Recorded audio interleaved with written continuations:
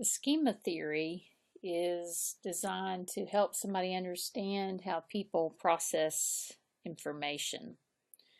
And when you talk about schema, you're talking about a cognitive structure of organized knowledge abstracted from prior experience, which is used to process new information and retrieve stored information. And the schema allow people to incorporate information into what they already know. And the schema theory rests on the assumption that general knowledge structures guide the processing of specific information. So the schema is what you see on the screen there, is this cognitive structure. And schemata allow a person to cope with the complexities of the information in which they receive. And so I like to think of schema, and I'll go back to this first. Schema theory to me is kind of like a filing cabinet, or the way you might file on a computer.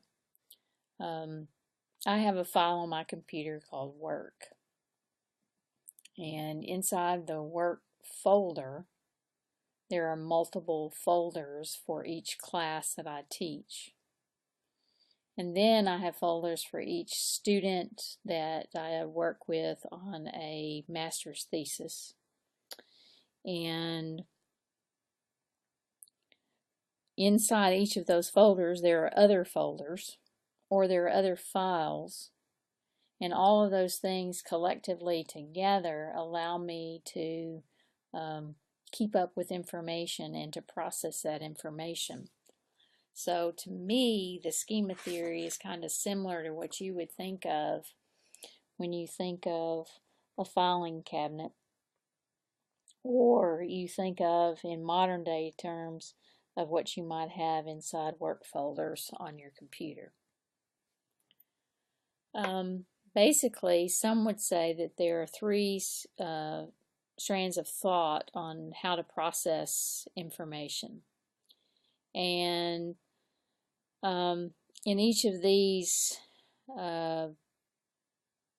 there's a way for you to explain the processing and the cognitive processing, how your brain works, basically. And schema allow people to incorporate information into what they already know. And schema theory, Robert Wicks, W-I-C-K-S, wrote quite a bit of information about the different strands of processing of information. And in one of those strands, people are thought of as cognitive misers. And I often think when you're dealing with information that the less you have to process it, the easier it is for you to understand. So, and I also kind of think of it in terms of structures almost in the body, where you can see the synapses of a cell. And in this case, with cognitive misers, the assumption is that people are forced to be misers because of the limited processing ability.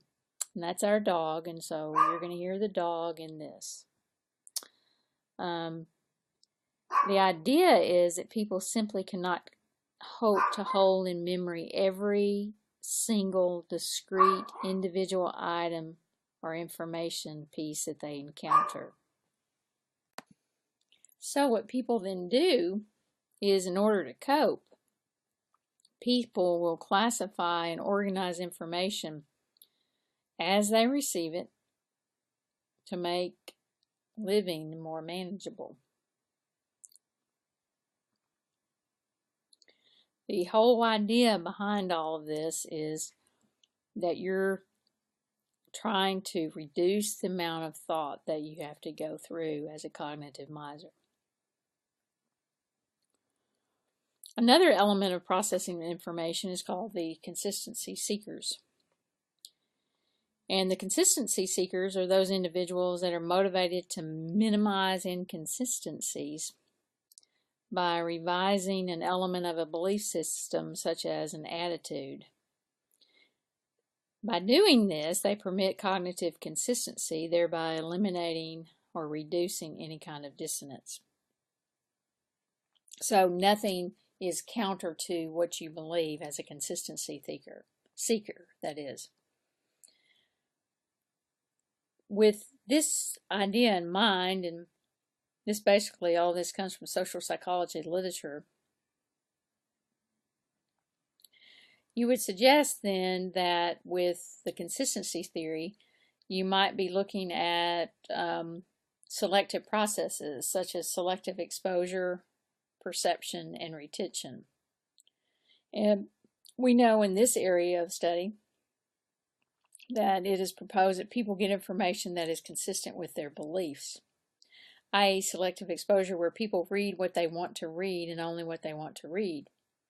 And then regarding selective perception, mentally we may massage information to make it fit what you already believe, and then you make decisions on whether you're going to retain your perceptions and your beliefs.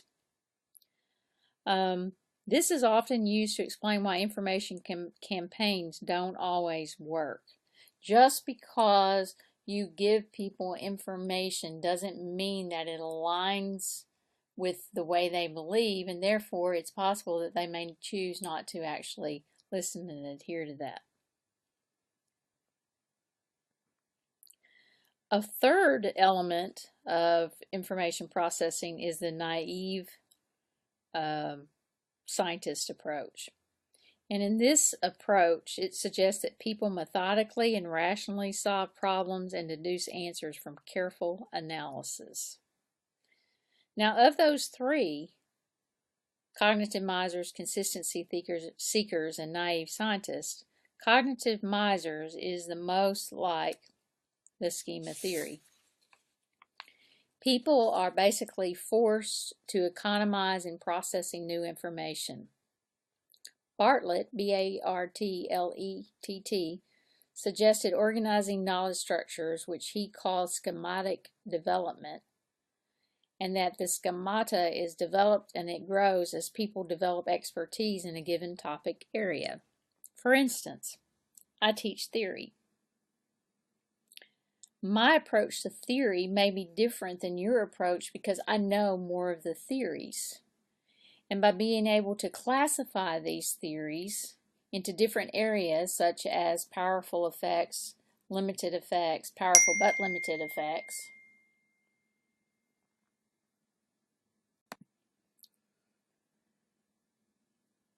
I have developed a schemata in relationship to theory, and then there are different branches of that theory. Schema theory presumes people are forced to be cognitive misers because of limited processing abilities. People cannot hope to hold in memory every item that they encounter. People classify and organize information to make it more manageable. Schema theory suggests that people are active processors of information, and that schematic thinking derives from the need to organize thinking for the purpose of cognitive economy. The function of schemas is to determine what information will be noticed and processed and retrieved in order to help organize and evaluate new information to fit into the perceptions that are already established. It also is used to help go beyond immediate information presented to them and to help fill in missing information. In addition, it helps people solve problems because they can then draw from information on similar problems and how those problems were coped with or handled. Schema help us to know whether we need information or not.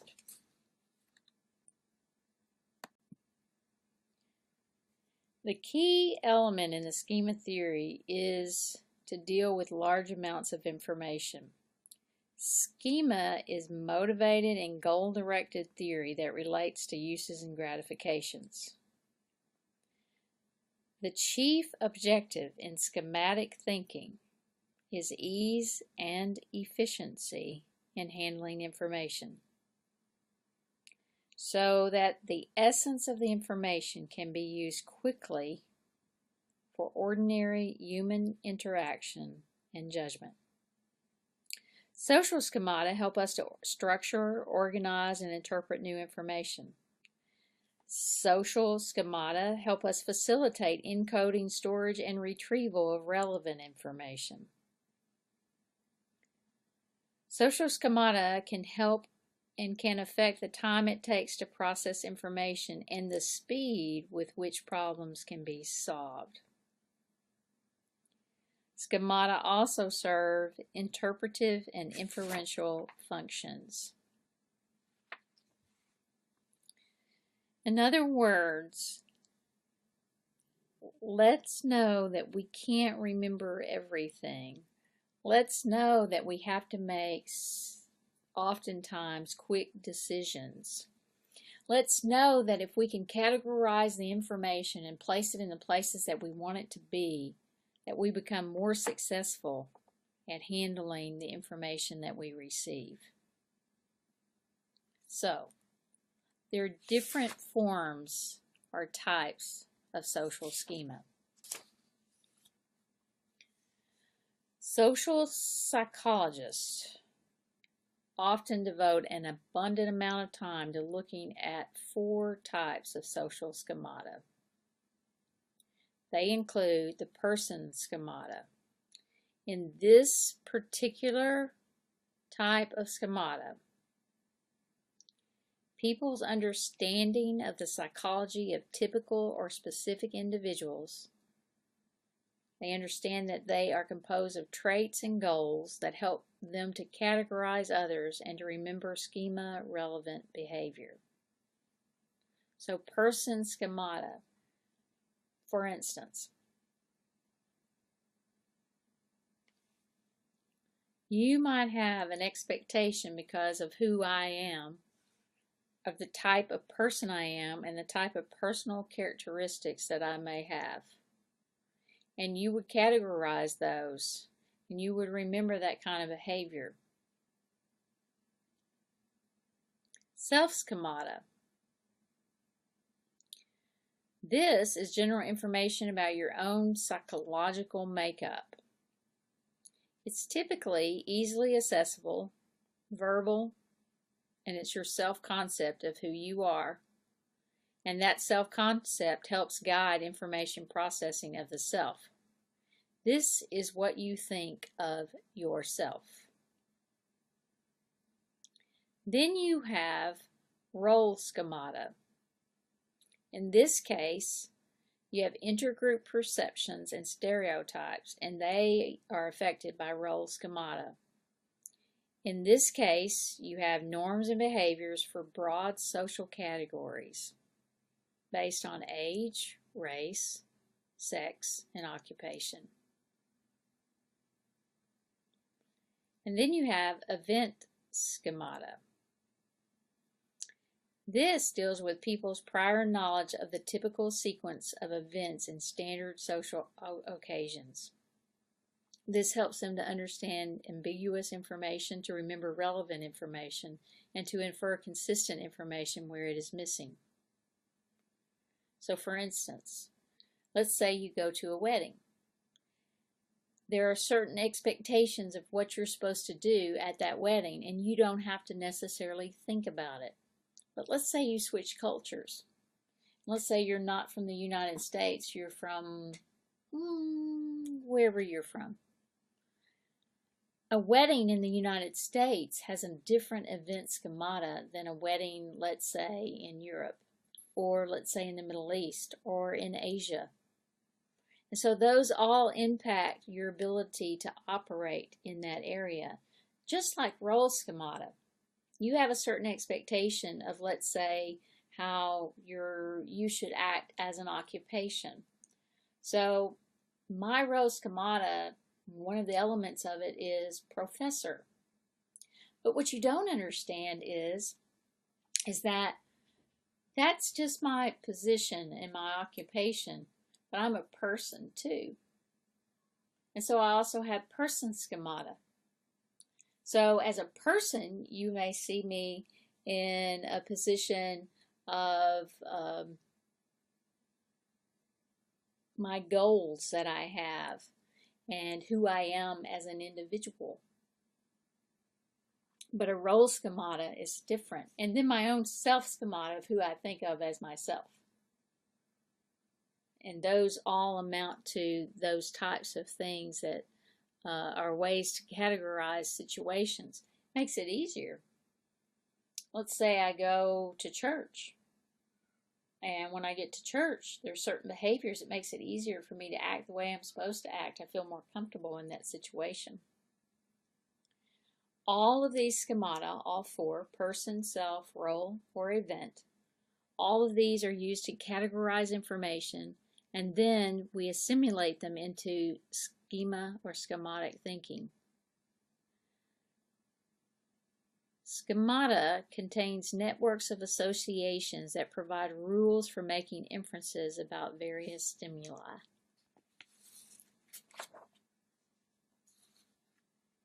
So, how does the schemata thought develop? New schema begin when you come in contact with a new idea or concept. The complexity of the schemata grows as you get more and more information. So, we can use the example of schema or schemata. And we could begin to show you in a small form what schema could be about. And then we could show you the connections that they have or associations that they have. Schemata, though, often attempt to resist change, but they don't have to be consistent with other schema. When discrepant information comes in contact, then we would just say this information is not consistent, and then we would file it away because we might use it somewhere else to get our ideas across.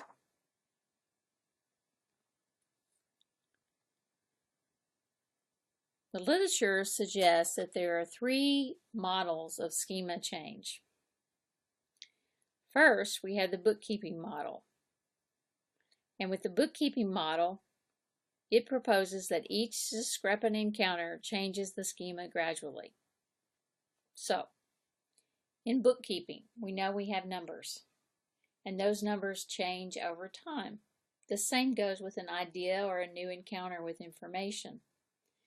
It's not necessarily consistent, but we go ahead and we look at it, and it's possible that over time, after looking at certain pieces of information and gathering more and more information, that our own personal schema could actually change regarding that particular subject matter. A second area or model of schema change is called the conversion model.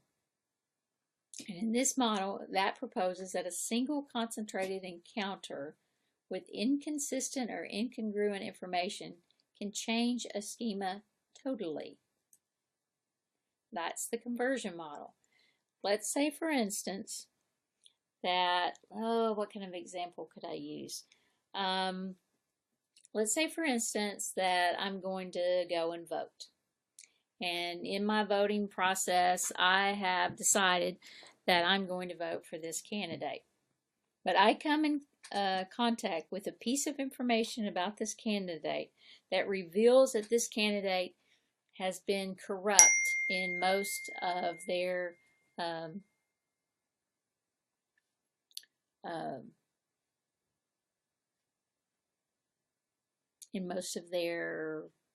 dealings with the public. And they have committed some forms of corruption. They might have committed fraud. And I find that out.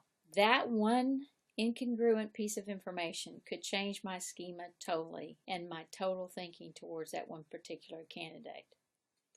Now, I could be in bookkeeping, in the bookkeeping model. Let's say that we have a race, and it's a race for president.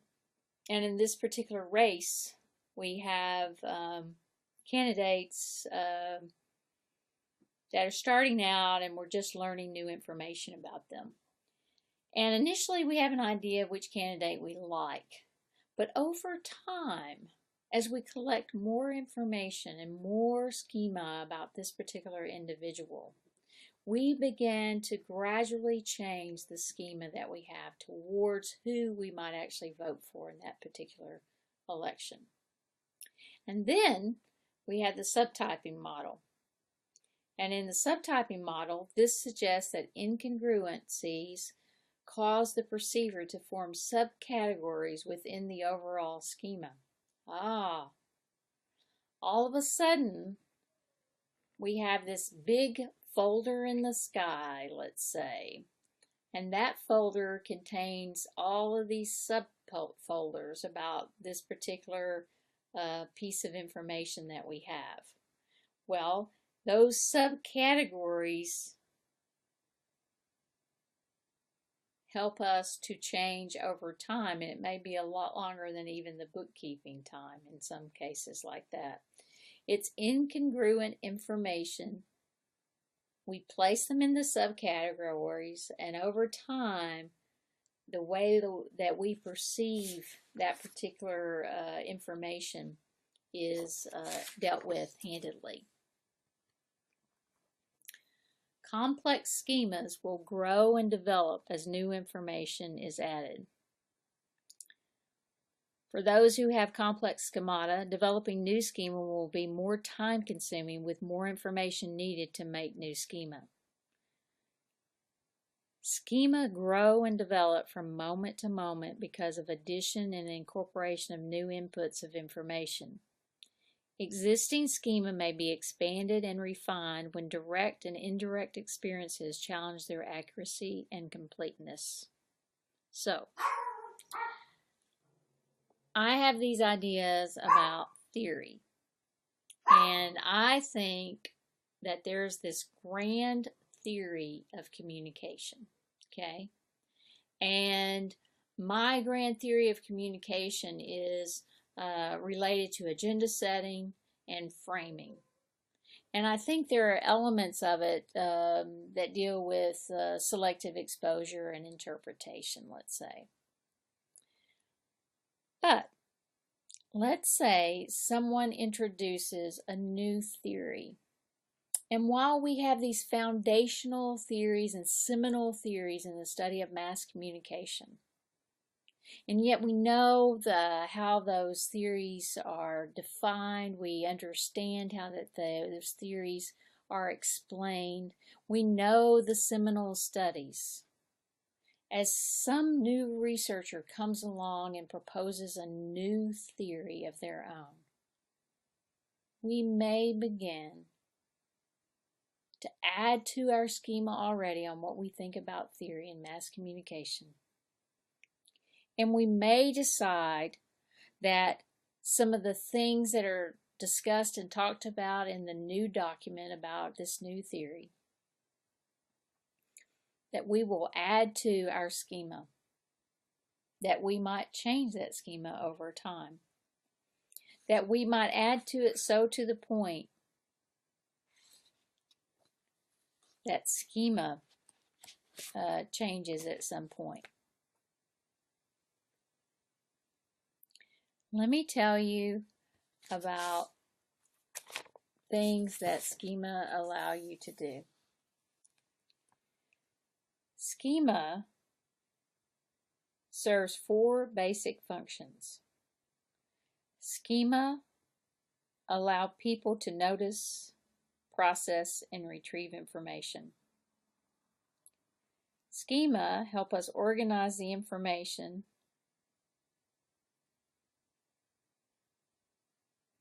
with other perceptions that we may already hold. Schema help us to fill in the gaps where we have missing information, and schema also help us to solve problems that may come up by providing earlier schema that we can relate to with that problem.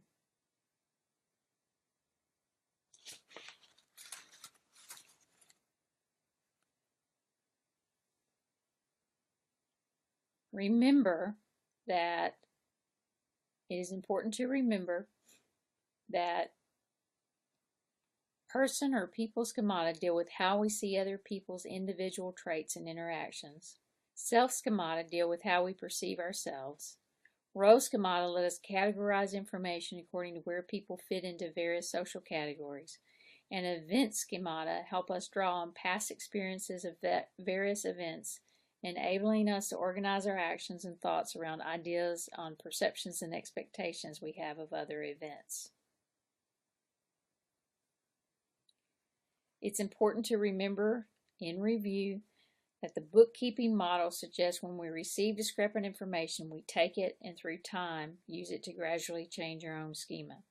The conversion model suggests that we may get discrepant information that will automatically change our schema, and that subtyping model suggests we place discrepant information into subcategories that we may use or draw from at another time. Now, there are some discussions in relationship to how we actually deal with schema, and to look at the external environments that help determine what schemata are developed. In some cases, one would say that this is similar to agenda setting. Media gatekeepers play roles with schema. Specialty media play a part in agenda setting. Gatekeepers select information they believe is relevant, useful, and interesting to the audience.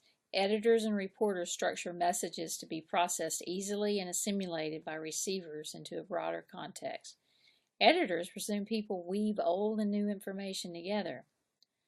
Audiences will get more flexibility with newer media forms, and schemata will grow and develop according to media gatekeepers. People may become their own gatekeepers with new media forms.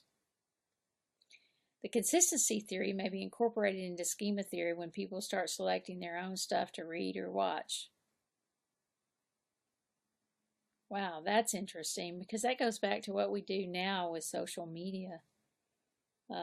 How we address information and gather information, and how now we have such a great level of selectivity that we did not have before. There is a such thing called the Hastings model of schematic thinking. Schemata are activated to give structure to information. At the core of the model, people are active, goal-seeking, and purposeful. People use schemata to comprehend news and information, leading to sensible interpretations of day-to-day events and personal connections between themselves and the new information. Here, people may react to an event in one of two ways. They must find an appropriate schema and assimilate the new information, or accommodate the new information by either beginning a new schema or accepting the new information as an exception to the rule. In the area of schema research, there has been research that has been done about schema.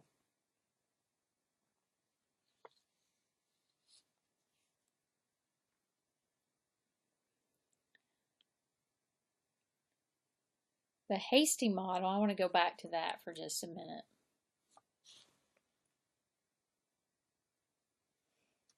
The Hastings model shows a strong relationship between schema and our use of media, news, and information. This model suggests people receive news and old information through the news media. In order to process the information, people will categorize it into various schema.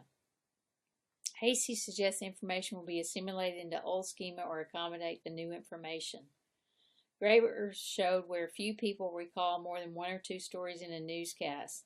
This may be attributed to already existing schema about the information.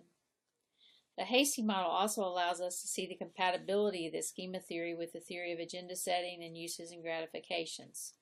Schema are influenced by external forces from the environment. It is suggested that media gatekeepers play an influential role in setting the agenda. The idea is, in agenda setting, is that media does not tell us what to think, but they do tell us what to think about. Agenda setting serves as a means of setting up some categories of important issues that the audience will be exposed to. These issues will be influence the schemata of the audience. Uses and gratifications also fits nicely with the schema theory. Both suggest the audience actively processes information. This active participation provides compatibility between the two theories. Uses and gratifications is concerned with what people use the media for, and schema is likewise concerned with the processing and use of information. Researchers have expressed a decided preference for experiments rather than surveys to assess the presence, type, and complexity of cognitive schemata. Experimental approaches permit manipulation of messages. Many of the studies have involved instructions to subjects designed to invoke a certain or specific schema. Stimulus information is introduced to the subject. They are then tested with recall tests, the ability of subjects to infer from the knowledge set and clusters of related concepts. Schema theory research may offer explanations as to why certain messages have effects on certain people that lead to specific responses and behaviors. Cognitive researchers believe that high recall of information is related to well-developed schemata. This is because new information will either reinforce old knowledge or obtrude because it is not consistent with a developed schema.